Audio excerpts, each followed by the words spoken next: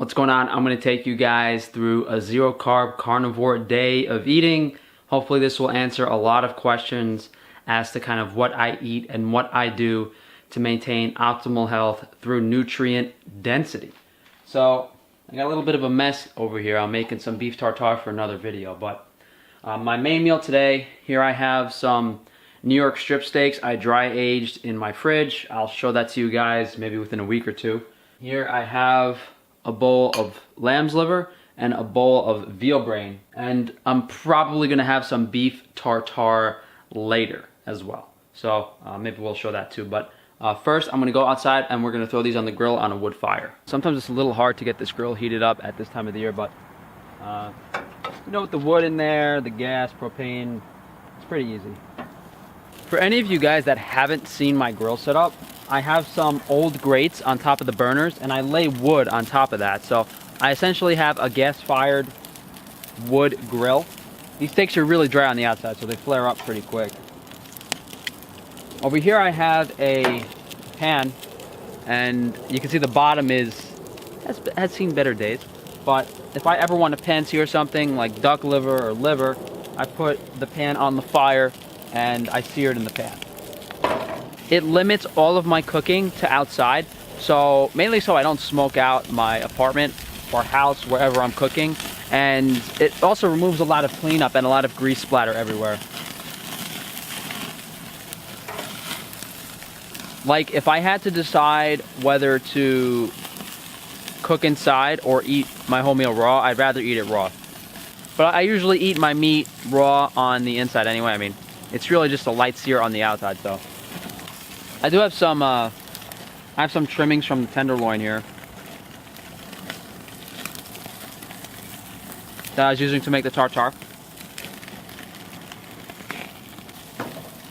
I never usually eat when I'm outside, but for some reason, every time I film a video, I do. Got a nice crust. I don't want to get it too dark. Alright, so we got some nice crusted steaks. I'm gonna bring these inside. I'm gonna let them rest. Since I still got some wood left over, I'm gonna grill some chicken breast for my family. So you guys always hear me talk about nutrient density and the importance of high vitamin foods, but what does this actually entail doing every day? And in my case, I kind of go to an extreme measure and kind of overdo it with most of the vitamins, so to speak. So almost every day I have some liver as well as a source of DHA, whether it's fish roe or brain tissue. Today I have some baby lamb liver and, as I said, some calf brain. Now, the main purpose of liver is to get pretty much all the vitamins, and not pretty much. Liver literally has every vitamin you need, and particularly vitamin A, retinoic acid, in very large amounts, which I believe is the most important vitamin to get in our diet in large amounts. And keep in mind, you want to get other vitamins with this. You want to get vitamin K2, you want to get vitamin D3 when you're consuming liver every day. And you know, this is also an amazing source of vitamin C for people that are concerned about vitamin C on a carnivore diet. Amazing source of minerals and B vitamins as well. Highest source of B vitamins.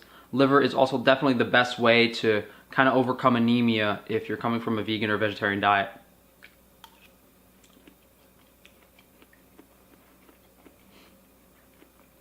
This baby lamb liver is so soft and mild tasting. It's unbelievable. I don't usually do this. I usually just swallow it down, but only just to get it out of the way. You know, I don't think I wouldn't say that I enjoyed this food, but it's not like I don't like it. You know, it's not bad. Not something I hate to put in my mouth. It's not something I'm swallowing down. So if you guys try liver and it doesn't taste good, problem is the source. So just in that liver that I ate, I got pretty much every single vitamin I need for the day. The only exception might be DHA to some degree. So here I have some calf's brain, and I usually don't eat brain every day, and I've actually kind of tapered down my DHA intake over the past few weeks, so I kind of want to get back to where I was. I also think I have some fish roe and some caviar I made in the fridge.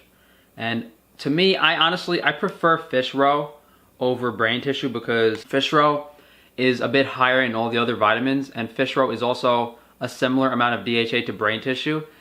Brain tissue only really has vitamin E, vitamin C, and DHA, whereas fish roe has a more balanced profile and more minerals. So here's the calf's brain.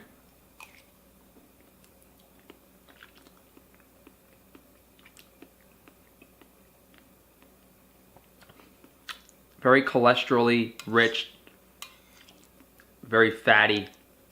It's pure fat, really. This isn't bad. I actually just had a couple bowls of steak tartare for my steak tartare video, so if I wasn't so full, I'd be enjoying this more. If you guys are concerned about, well, I guess eating raw meat in general, I did a video a couple months ago titled, with like the thumbnail is like the CDC, where I explained various parasite and bacteria concerns in raw meat.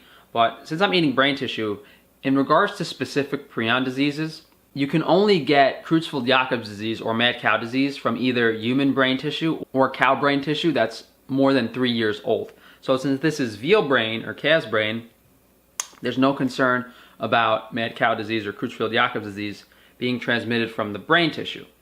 And other animals just can't transmit it. Lamb brain, pork brain, you can't get mad cow disease from eating brain tissue.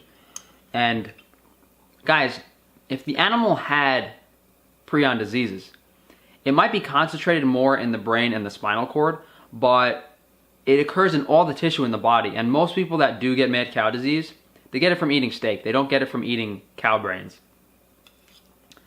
But definitely not the most approachable way to get your DHA. Go eat some canned anchovies or something.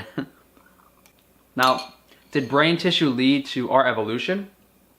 I really think it did, because it's such a nutrient-dense, calorie-dense food and an amazing source of DHA that to say that we would have scavenged corpses for the brain tissue and the marrow, and that's what caused us to be able to maintain a higher caloric intake, makes a lot of sense.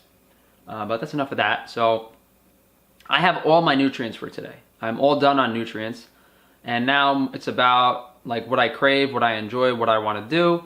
I'm honestly not too hungry because I had all that tartare, but we'll have a couple bites of steak and we'll talk about the steak, and we'll do like a brief overview of kind of nutrients I've had so far in my day. So these steaks have been dry aged in my fridge for about a month. Let me know how badly you guys want to see my dry age setup. I probably got to do it sooner than I want to. And if we look at the temperature on this steak, it's literally raw, but these New York strips I got are a little tough compared to a lot of the other meat I've had recently. Here's another cross section of the cooking temp. This is blue rare. The crust on the outside is really nice from that wood fire. This dry aging this meat makes the enzymes break down the protein, and it's so much more tender than regular meat, and it has like a slight hint of savoriness from the fermentation.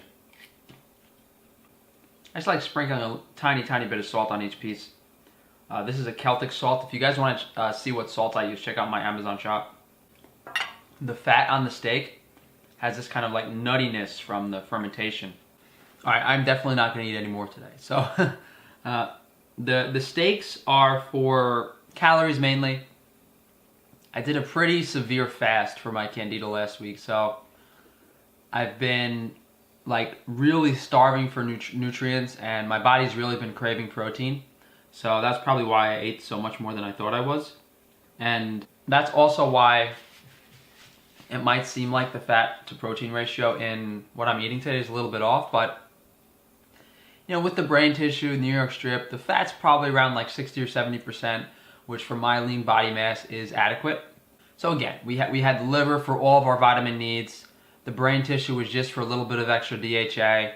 The steaks were for some calories, and I mean, you could look up the mineral and the vitamin profile of steak. You're not really getting a lot of vitamins. For minerals, it kind of adds up. The zinc adds up. All the other minerals kind of add up and help you hit your RDAs, your magnesium. Total cost for the day is well, I ate about a pound of steak. That's $7. And guys, I always spend less than $10 a day on food. In general, I probably waste more than that because of all my experimenting and stuff, but I never really go over $10 a day in food. So Again, thank you guys for watching. Let me know how you like this kind of... I just feel like these aren't that exciting because I only eat one meal, and it kind of tends to be the same kind of thing. So maybe in the future I'll try to do like a raw primal day of eating with a different style and see how that goes. But steak tartare video as well as the dry aged fridge video, hopefully I'll get those out soon, within 2 or 3 weeks for you guys. If not, let me know, maybe I'll do them sooner. If you guys want to support me, please just share the video, check out my Patreon page, check out all my social media. As I said earlier, my Amazon shop has a bunch of stuff on it that I use. And if you guys want to understand why exactly I do these things and other aspects of my diet that I didn't really show in this video, you can reach out to me one-on-one via my email, frankatefano@gmail.com. And who knows, maybe in the future I'll do like a little book write-up or a video course